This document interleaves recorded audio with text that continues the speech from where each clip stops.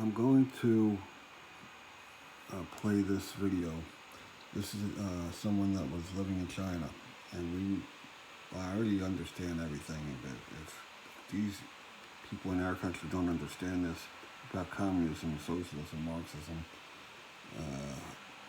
well, then they're lost. They're going to be enslaved. Okay, so you got to hear what she's saying. The poor person who was a match could be killed on demand so that his or her organs could be sold.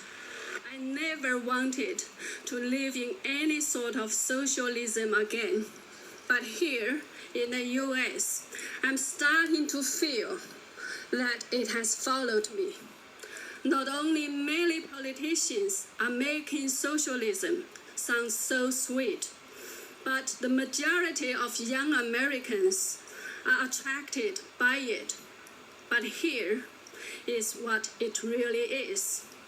In communist China, the government, or rather the Chinese Communist Party, the CCP, controls everything. And because it controls everything, it can make all the rules, it can take away people's liberty, property, and dignity, and persecute them at will.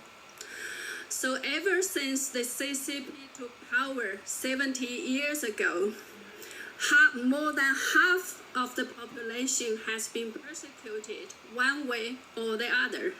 Over 8 million people died of unnatural deaths. My family and I suffered too. I was thrown into prison 4 times and then sent to a labor camp for simply practicing Falun Gong, which is only a mind-body-spirit practice to improve mental and physical health. The labor camp felt like entering right into hell. From the very first moment we were in, we were forced to squat like this, with our hands putting behind our heads, our heads lowered, and our eyes looking at our feet motionlessly, squatting like this under the baking sun for 15 hours. Whenever someone couldn't endure or fainted, electric batons were immediately used on them so that they would be revived to continue with the squatting. On the second day in the camp, 2 police guards dragged me from the cell into the courtyard, threw me onto the ground, applied 2 electric batons on me all over the body until I lost consciousness. Every day was a struggle between life and death. We were not only under endless torture, physical and mental, but were also forced to do endless slave hard labor.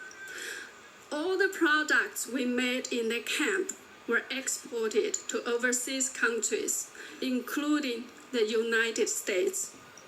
And we were also subjected to physical examinations and blood This needs tests. to boycott The purpose, all Chinese, I told you. The data of our blood and tissue types were stored in the computer system. So when someone in any part of the world needed an organ, the poor person who was a match could be killed on demand so that his or her organs could be sold for organ transplantations. This is not a plot in a horror novel or Hollywood movie, but a real and heinous crime perpetrated against innocent people. During the past 20 years, when Falun Gong was persecuted in China, the number of people killed for their organs could be in millions. This, ladies and gentlemen, are the realities of socialism. Socialists promise heaven on earth, but always end up giving you a one-way ticket to hell.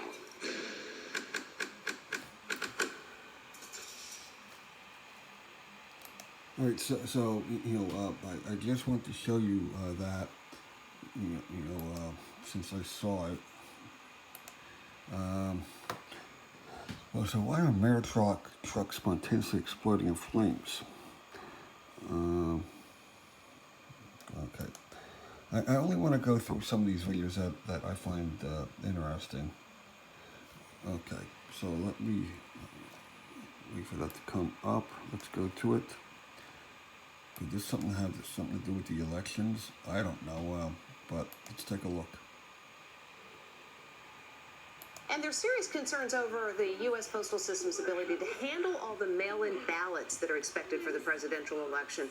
And now the Postal Service is dealing with another problem, exploding mail trucks. Smoke. It's really close to our house. Frantic moments as a U.S. mail truck suddenly bursts into flames. Our front yard is on fire. Homeowners along this quiet tree-lined street terrified their mailman may be trapped inside.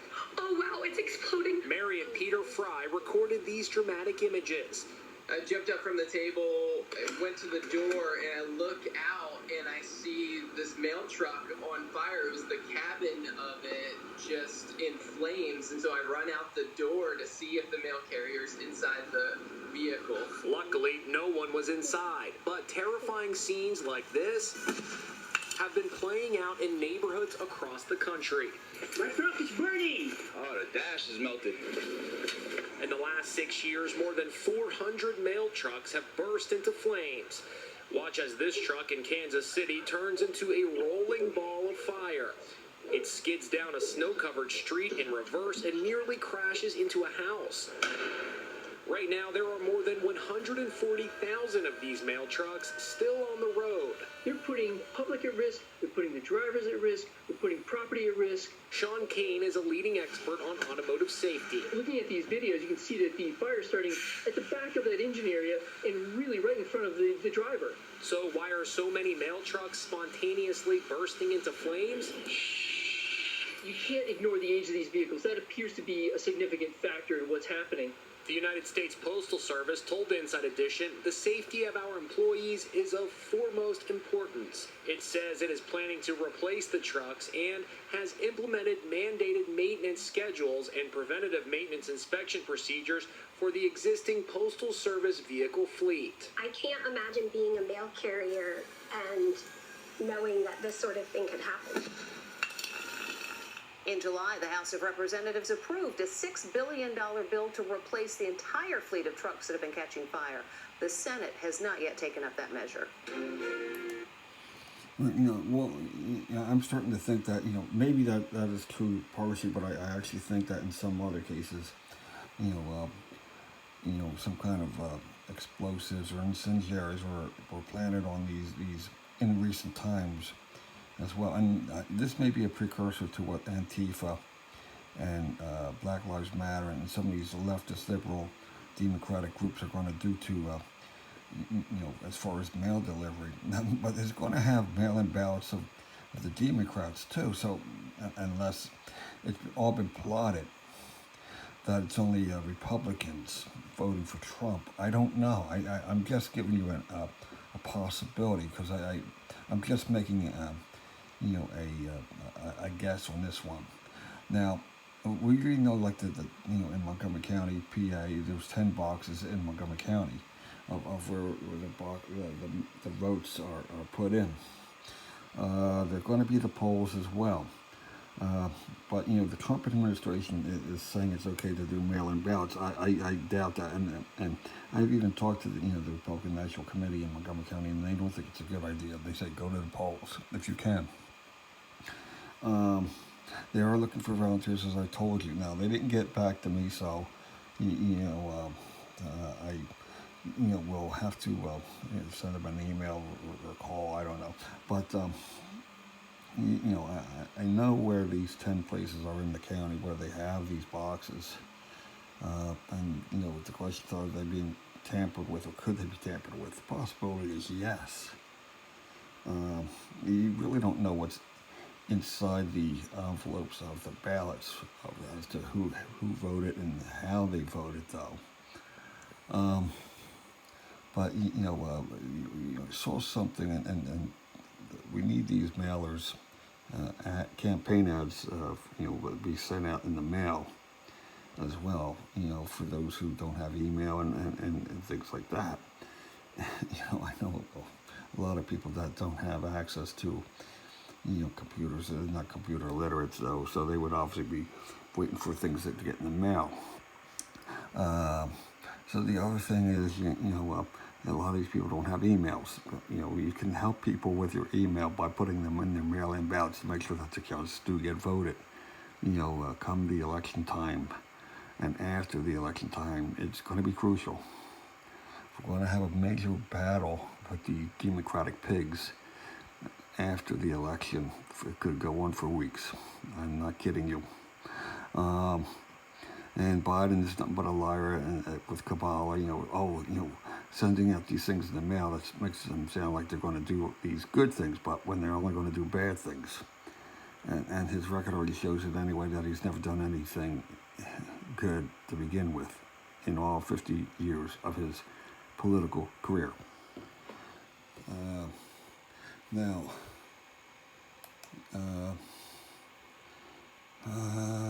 Road rage instantly leaves a fornicator brain dead. I don't get that. Road rage. Well, we're not going to listen to that. Okay, took 411 foreign trips on taxpayers dying while Joe Biden was we're not going to do that. Let's look at this asshole, meaning anti-Pope Frankie Boy. I just want to show you this, from VaticanCatholic.com. All right, here we have the evidence. Okay, you see this? Yeah. The group Catholics for Biden includes prominent pro-abortion leaders. Among those listed are California Attorney General Xavier Becerra, who prosecuted pro-life hero David Daleiden for exposing Planned Parenthood's traffic in aborted babies' body parts. Also, Carolyn Wu, former head of the Bishop's Catholic Relief Services, caught funneling hundreds of thousands of dollars to pro-abortion charities overseas. So that gives you an idea as to what these pigs are doing. This is a pig as well, and he's a pig. He certainly ain't a pope. He never was. All right, along with the other anti-popes of Vatican too. All right. College's English department announces it's only accepting grad students who plan on focusing on black studies. Well, look, you go to another school. You don't need that college. That's just plain bullshit. You can't force somebody to focus on something that they have no desire to do. Okay. No, we're not going to waste our time on that. America's post 9/11 wars have forced 37 million people from their homes. Now let's take a look at this. All right. I find this most interesting, so we're going to do it. Let's go to it. Okay, this is not a video. All right. The anti-interventionist think tank, the Quincy Institute for Responsible Statecraft, has featured a study detailing the millions of people displaced across the globe by U.S. foreign combat operations in the wake of 9/11. The wars the U.S. government has fought since the attacks of September 11, 2001 have forced 37 million people, and as many as 59 million from their homes. Okay, you can see that. But anyway, millions displaced by post-9/11 U.S. wars. So you can see that some of the countries, they're all like pretty much in Mideast, other than Libya and Somalia down there. Okay. Afghanistan, Pakistan, Iraq, Libya, Syria, Yemen, Somalia, and the Philippines. How'd that happen? Well, I don't know.